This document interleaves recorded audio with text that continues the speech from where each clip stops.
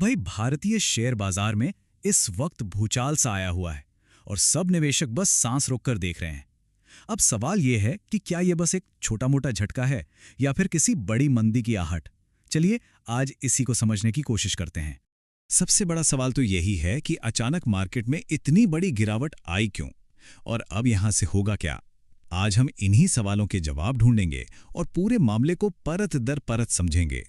देखिए, शुक्रवार का दिन इन्वेस्टर्स के लिए किसी बुरे सपने से कम नहीं था।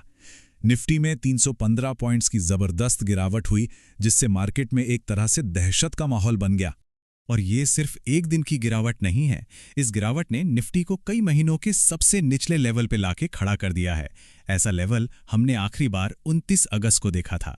मतलब ये बाजार में एक सीरियस बदलाव का साफ संकेत है। तो चलिए अब जरा ये देखते हैं कि उस दिन ट्रेडिंग सेशन में आखिर हुआ क्या था।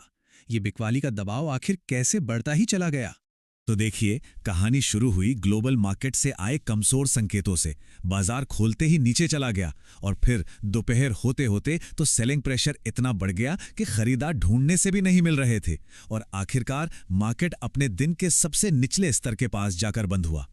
अब जरा उन खास स्टॉक्स और सेक्टर्स पर फोकस करते हैं जिन्होंने मार्केट की इस साल में सबसे बड़ी भूमिका निभाई। इस भारी गिरावट के बीच भी कुछ स्टॉक्स थे जो मजबूती से खड़े थे, जैसे भारत इलेक्ट्रॉनिक्स और रिलायंस। लेकिन दूसरी तरफ आईसीआईसीआई बैंक और श्रीराम फाइनेंस जैसे बैंकिंग और फाइनेंशियल शेयरों में तो जैसे सुनामी ही आ गई। लेकिन गिरावट की जो असली कहानी है ना, वो इन 3 सेक्टर्स में लिखी गई: बैंकिंग, फाइनेंशियल सर्विसेज और रियलिटी।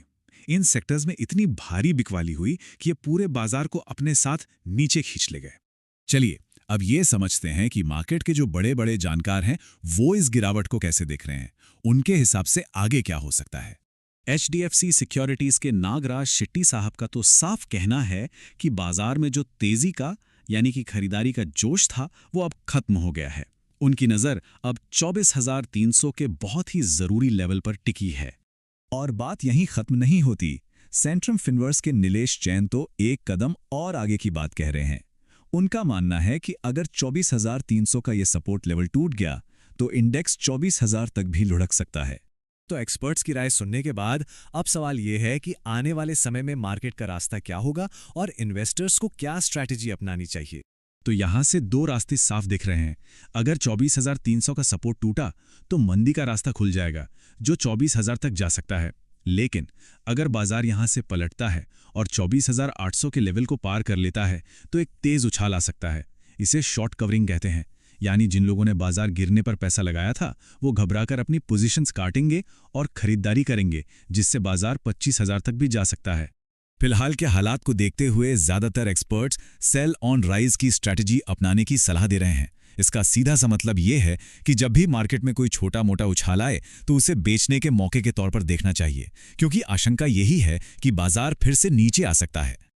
लेकिन एक बात याद रखनी होगी, बाजार सिर्फ नंबरों का खेल नहीं है। पश्चिम एशिया में जो तनाव बढ़ रहा है, कच्चे तेल की कीमतें और दुनिया भर के बाजारों का मूड, ये सब ऐसे फैक्टर्स हैं जो इस पूरे खेल को किसी भी पल बदल सकते हैं। तो हम सब एक बहुत ही अहम मोड़ पर खड़े हैं। क्या बाजार 24,000 की तरफ अपनी गिरावट जारी रखेगा या फिर यहां से पलटकर 25,000 के नए शिखर को छुएगा? ये तो आने वाला वक्त ही बताएगा। लेकिन इतना तय है कि अगले कुछ दिन इंडियन मार्केट के लिए बेहद जरूरी होने वाले हैं।